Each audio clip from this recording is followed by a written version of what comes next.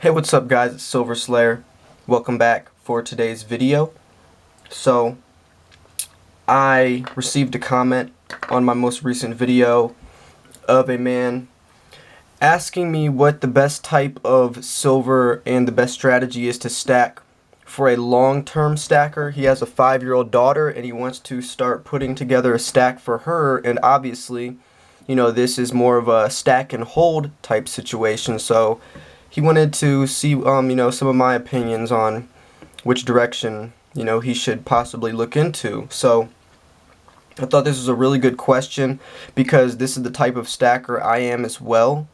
I'm only 24, so I'm not planning to sell for 15, 20 years, or unless, some instance comes up where it would be smarter to sell sooner. But, for the mind state of, the long haul, that's basically the direction I'm headed as well. So I figured I would just give my advice. Obviously everyone should be buying what they choose. I don't want to tell anyone what to buy. All I can do is offer, what I would do. And since I'm also doing the same strategy, I can pretty much just share, my perspective, my opinions, my points, because there is pros and cons to both sides. There, for a quick flipper compared to a stack and hold stacker, there's pros and cons to both. Now there's two piles of silver right here. This one is more bullion, the direction of a stack and hold stacker, and all these coins over here can be, quickly flipped within, a 5-year span to gain, some profits. So with this stack to the left, for stack and hold stackers, the benefits of that is you're getting the most amount of ounces for as cheap as possible. So you might be able to get 20 ounces of this type of silver, but with the same amount of money you might only be able to get 10 to 15 ounces of these coins.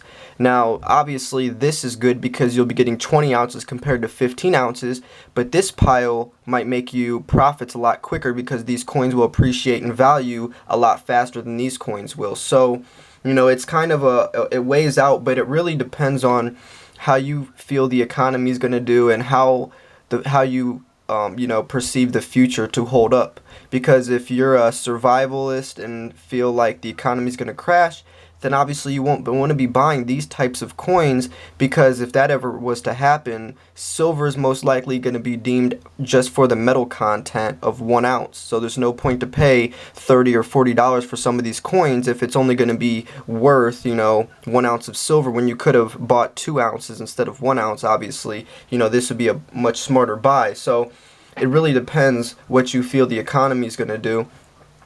But for the sake of this video, we're going to talk about bullion and, just, stack and hold stacking. So, the benefits of this are that, you can get several ounces. You can get a lot more ounces stacking just for weight instead of, the collectability and looking at mintage numbers and privies and all that. And I feel the best coins for this would be eagles. Well, it depends where you live. In America, the foundation of anyone's stack should be eagles, just for the security, the recognizability aspect of it.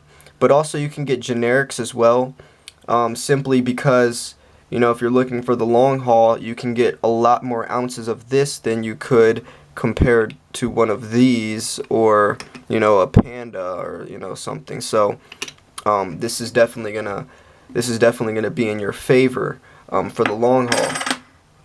Now junk silver can also go in this category, but be careful because a lot of junk silver online still holds a pretty high premium. See, I get this for very cheap at my local coin shop, but if I was to buy this online, I would still be paying some pretty high premiums. So I would recommend junk silver depending on the price you can get it as. And there's some very good benefits to junk silver, whether it's, obviously a government minted coin, so people trust it since it is legal tender. It's rarely faked. There's a limited supply since, they're not making these coins. They stopped making 90% silver in 1964, so there's only so much of it out there. You can get key dates, so some of your coins, if you buy a lot, you might be able to get a couple coins and they're worth a lot more money. But also a very good point is that it's fractional. It's a great way to store fractional silver because if silver does appreciate in value to, let's say, just for the sake of my explanation or my point, let's say silver jumps up to $100 or $200 an ounce, and all you have are 1 ounce coins, then all your potential buyers have to at least have $100 or $200 to buy one. Where if you have fractionals, you have a wider spectrum of potential buyers, because it's most people will be able to afford a fraction of that $200 per ounce or $100 per ounce, if they have $30 or $40 for this, so having smaller denominations of weight can also benefit in reaching more buyers, and it'll be easier to sell all your silver in the future. That's going along with like these kilo bars or these 20-ounce bars. If silver jumps up to $100 to $200 an ounce, who's going to have the money to buy that kilo bar? That's going to be an insanely expensive bar. So, when that person goes to sell that bar in the future, they're only limited to a very small, potential spectrum of buyers, because it's going to be someone who obviously has a lot of money. So that's just something to think about, and that's only saying if the situation played out to be that way. But also you can get a lot of benefits in buying, heavier bars, because you get obviously since it's in bulk, you get better deals. So sometimes you can get kilo bars for 79 cents over spot, and that's a great deal compared to buying a whole bunch of 1 ounce coins where you might be paying 79 to a dollar over spot, but times that by the amount of weight that's in the kilo, and that definitely adds up to a lot more than the kilo bar would be. So it's pros and cons to both. That's why I always recommend stack what you like. So also this I would like to explain, with bullion, with these types of coins over here, its mercy is to spot price. So if silver jumps up, all of this jumps up. If silver goes down, all of this goes down. So let's say silver jumps down to $7 an ounce, all of these coins and all these, this would be around $7. Where on this side, if silver jumps down to $7 an ounce, these coins are still going to hold their price, because there's a collector value on top of spot price. It's not just seen for the metal content. There's a collector value, and you can tell which coins do that. Usually when the design changes every year, like pandas, the koalas, the kookaburras, coins like that, the design changes every year. So that brings a collectability aspect to it, because people would like to get every year of the coin, whereas American Eagles and Maple Leafs, the design stays the same every year, not much going forward. It's looked at just for the metal content. But there is several benefits to Eagles and Maple Leafs and coins like that, because it's so trusted, and especially where you live. If you live in America, then you want to have your current transfer of wealth into something that people recognize, because say I wanted to sell my silver in the future, and I come across someone who doesn't know too much about silver, and they see a whole bunch of kookaburras or pandas or some coin like that. They're not going to have any idea, because they're not from Australia, they're not from China, so they don't know that is legal tender. Where in America, even if they have little knowledge about silver and stacking, they would recognize this, like, oh yeah, that's a silver eagle, So depending on where you live should also depend on what bulk of bullion you are stacking. So that definitely plays into it as well.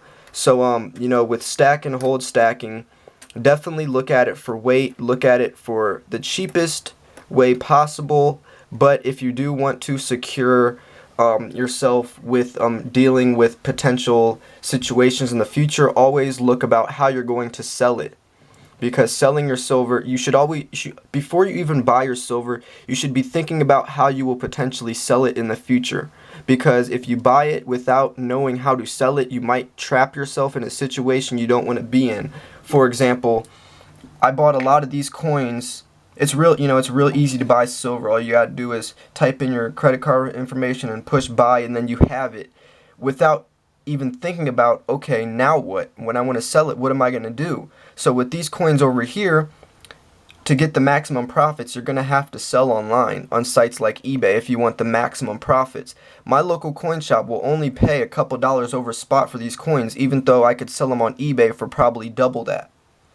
And that's because your local coin shop looks at it as, the silver weight. They also have to make a profit. They're not looking at it for the collectability aspect, and they don't care about that. And plus, they have to make a profit themselves. So you have to look at one person's perspective on how much the coin is worth compared to an entire worldwide platform of potential buyers.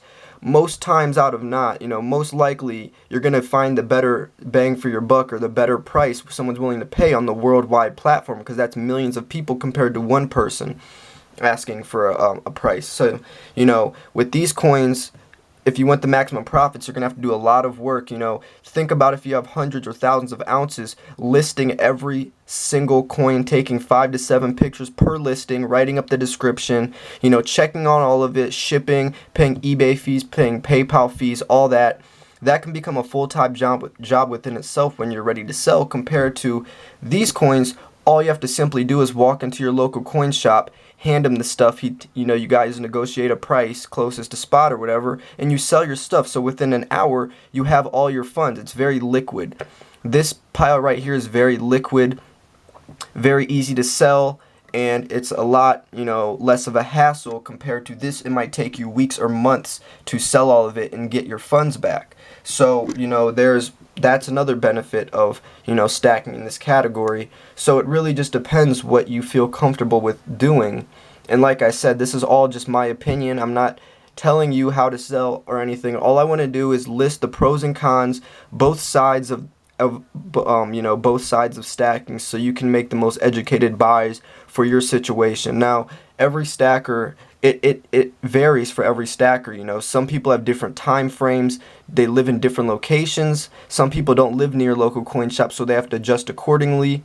That's another thing I want to bring up. As if you do have a local coin shop near you, go in there and see what stuff he likes to buy and likes to sell, because that should make up the majority of your stack. My local coin shop loves eagles, so I obviously want to have the majority of my stack eagles. So if I ever do need to liquidate or sell any of my stack, all I got to do is drive 15 minutes down the road and I can get that off, because I already know what he likes. And plus, if I build a relationship with him, I can get better deals. And also, I have to look at him as a potential future buyer, because most likely, if I'm going to sell in 5 or 10 years and he's still around, I'm going to go to him. And I want to make sure I have the products that he's willing to buy. I don't want to have a whole bunch of coins that he's not going to want, or that he's not going to pay me very much for, because that's silly. So always think about, before you buy, always think about how you're going to sell it. So those are some points I just wanted to make with this. When you are looking at this, I feel like you can diversify. Diversity is definitely the safest way to go, because no matter what happens to spot price, even if this does dip down, I still do have a portion of my stack that will hold its price and still is making money a little quicker. So if I do want to at least get some profits in the next 5 years, if silver does stay the same price, I at least can do that with these coins. And you can go into slabbed coins as well, but that is really getting into the collector aspect of it, and there is a very fine line between knowing what you're doing, because you can definitely overpay and get yourself into a lot of sticky situations. And also, I do want to talk about, when you are buying, make sure you're buying from trusted dealers. Don't buy from some random eBay seller that only has a couple of likes or a couple of stars or whatever, and that seems sketchy, especially in the silver world. If it seems too good to be true, it usually is. Buy from places like APMEX, Modern Coin Mart, Provident Metals, places like that that that they are guaranteed trusted and highly respected. And even if your package does get lost in the mail, or something happens, or you receive a product that's damaged, they will refund you your money or resend the coins at their loss. I've had it personally happen to me before with Modern Coin Mart, and it's a very it's a very comfortable feeling knowing that even if my package does get lost, or if the coin comes and it's scratched or whatever, that I will be getting they will satisfy my needs. Compared to where eBay listings, a lot of times there is a lot of fake silver on eBay, or people that are just trying to rip you off and overprice the crap out of you and take advantage of your lack of knowledge. So be very aware of that. Go to your local coin shop, learn as much as you can. Watch several YouTube videos. I love how people ask me questions, and I can just offer some advice in my opinion, and especially when it's a topic that I'm personally doing myself. If someone asks me about a certain topic that I personally do not partake in myself, I don't really like offering my full advice because I don't really know the experience. So with a question like this, this is my personal goal as well, so I can offer what works best for me so far. But it does definitely depend on several different instances, as your financial system, your means of where you think the economy is going to go, where you live, your time frame of selling, all that, if your local coin shop is close to you, etc. So a lot of stuff does play into it, but those are just a couple tips I can give you. But the main thing I just want to heap in and add is, diversity and buying what you like will always get you far. Because at the end of the day, even if you buy a coin, like we'll say like this coin, I paid, a lot more money for this coin compared to this coin. But at the end of the day, if this coin, even if it does bad or it doesn't perform the way I think it will, even though it already is, just pretend let's just say this coin stayed the same price, and I basically, would have been smarter putting this money into Eagles. At least at the end of the day, I still can enjoy the coin. So if you buy what you like, no matter what happens, how the coin performs, at least you still have the luxury of enjoying the coin to yourself, because that's what it's about.